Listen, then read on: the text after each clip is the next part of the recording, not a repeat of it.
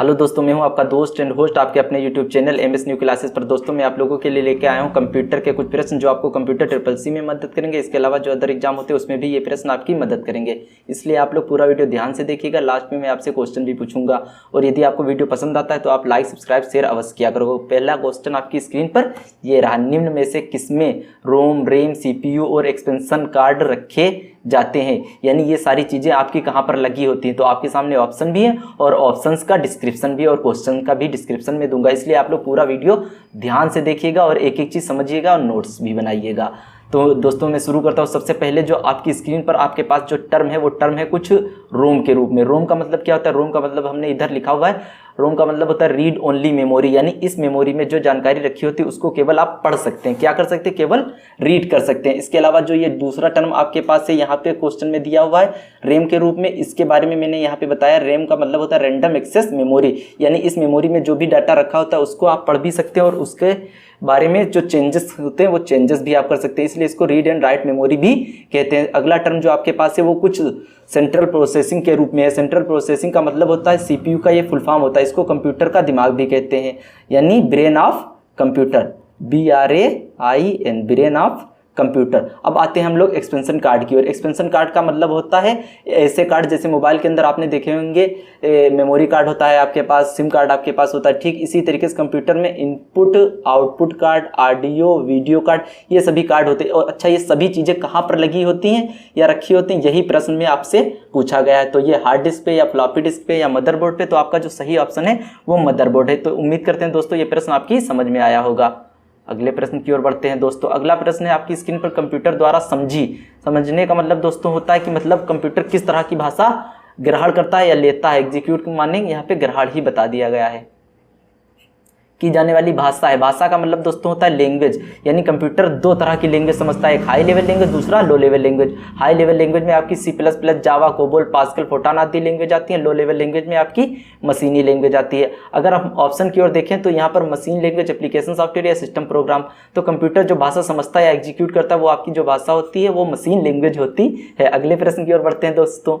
अगला प्रश्न है आपकी स्क्रीन पर, CD-ROM एक है semiconductor memory, memory register, magnetic memory या स्टोरेज डिवाइस।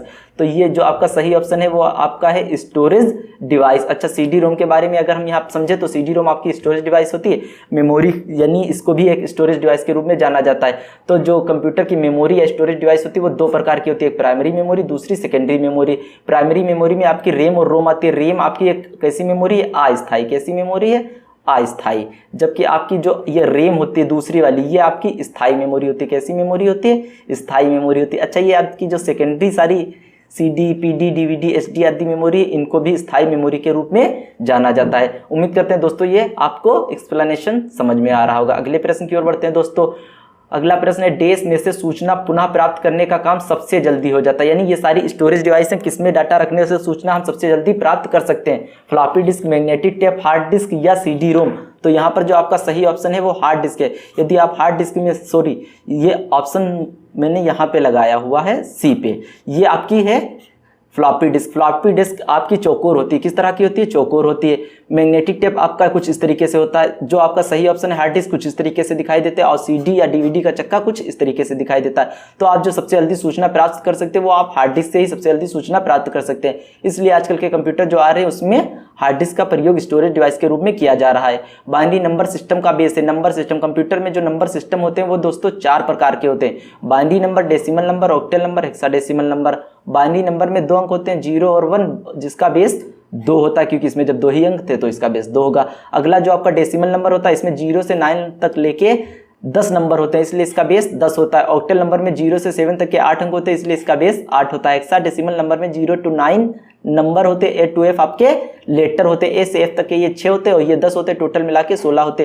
तो इसमें आपका जो बेस होता है हेक्साडेसिमल में वो 16 होता है। आपसे बाइनरी के बारे में पूछा था कि बाइनरी नंबर सिस्टम का बेस कितना है, तो आपका सही ऑप्शन 2 हो जाएगा। उम्मीद करते हैं दोस्तों ये प्रश्न भी आपकी समझ में आया होगा। दोस्तों यहाँ पर हम आपको कुछ जानकारी दे दें कि लास्ट में मैं आपसे क्वेश्चन भी पूछूंगा जिसका उत्तर आपको कमेंट में देना है। किसमें देना है? कमेंट में देना है। तो इसलिए आप लोग पूरा वीडियो ध्यान से देखिएगा। अगले प्रश्न की ओर बढ़ते हैं। रैम का अर्थ है random access memory, read also memory, read access memory या रैंडम आल्सो मेमोरी। तो ये फुल फॉर्म आपके तीनों गलत लिखे हुए, जो सही फुल फॉर्म है वो फर्स्ट वाला है। अच्छा, रैम आपकी कुछ इस तरीके से दिखाई देती है, दूसरी मेमोरी प्राइमरी में जो आती है वो रोम होती है, कुछ इस तरीके से दिखाई देती है। इसका मतलब होता है रीड ओनली मेमोरी। ये दोनों आपकी प्राइमरी मेमोरी है या प्राथमिक मेमोरी है, ये भी बात आप ध्यान में रखिएगा, कभी कभी ये आपसे पूछ लेता है। उम्मीद करते हैं दोस्तों ये प्रश्न भी आपकी समझ में आया होगा। अगला प्रश्न है, निम्न में से कौन सा सेकेंडरी स्टोरेज डिवाइस है? सेकेंडरी पूछा है, प्राइमरी में नहीं पूछा है, तो ये दोनों तो आपकी प्राइमरी के अंतर्गत आ जाती है और ये आपकी एक इनपुट डिवाइस है। OMR आपकी एक इनपुट डिवाइस है। OMR का मतलब होता है ऑप्टिकल मार्क रीडर। OMR का ये आपका मतलब होता है। तो कभी कभी फुल फॉर्म पूछ लेते हैं, इसलिए ये भी आप ध्यान रखिएगा। आपकी जो ये OMR मशीन होती है और OMR सीट को चेक करने के काम आती है। तो आपका सेकेंडरी स्टोरेज डिवाइस पूछा है तो ये आपका CD-ROM हो जाएगा, क्योंकि ये आपकी इनपुट डिवाइस है, ये प्राइमरी मेमोरी है। उम्मीद करते हैं दोस्तों ये प्रश्न भी आपकी समझ में आया होगा। अगले प्रश्न की ओर बढ़ते हैं दोस्तों। 1 किलो बिट्स किसके बराबर होता है? 1000 बिट्स, 1024 बिट्स, 512 बिट्स या 1048 बिट्स। तो जो आपका सही ऑप्शन है वो है 1024 बिट्स। अच्छा, यहाँ पे मैंने मेमोरी चार्ट लगाया, ये भी आप समझ लीजिए। 8 बिट्स का मतलब होता है 1 बाइट, 1024 बाइट्स का मतलब होता है 1 KB, 1024 KB का मतलब होता है 1 MB, 1024 MB का मतलब होता है 1 GB, 1024 GB का मतलब होता है 1 TB, और TB के बाद PB, PB के बाद EB, EB के बाद ZB और ZB के बाद YB आता है। तो दोस्तों ये चार्ट आप लोग ध्यान में रखिएगा, क्योंकि यहाँ से कभी कभी आपके प्रश्न बन जाते हैं। उम्मीद करते हैं दोस्तों वीडियो आपको पसंद आ रहा होगा। निम्न में से कौन सॉफ्टवेयर शब्द को सही तरीके से परिभाषित करता है? तो सॉफ्टवेयर किसे कहते हैं? ग्रुप ऑफ इंस्ट्रक्शन यानी निर्देशों के समूह को आपका सॉफ्टवेयर कहते हैं। सॉफ्टवेयर मुख्य रूप से 2 प्रकार के होते हैं, सिस्टम सॉफ्टवेयर, एप्लीकेशन सॉफ्टवेयर। तो यहाँ पे पूछा निम्न में से कौन सॉफ्टवेयर शब्द को सही तरीके से परिभाषित करता है? ऑपरेटिंग सिस्टम प्रोग्राम या एप्लीकेशन प्रोग्राम। तो दोनों ही सॉफ्टवेयर शब्द को सही तरीके से परिभाषित करते हैं। बाकी इनके अंतर्गत बहुत सारे सॉफ्टवेयर आ जाते हैं। अगर आप लोग एप्लीकेशन सॉफ्टवेयर में देखना चाहें तो आप जो अपने काम के लिए सॉफ्टवेयर यूज करते हैं, जैसे आपका वर्ड हो गया, एक्सेल हो गया।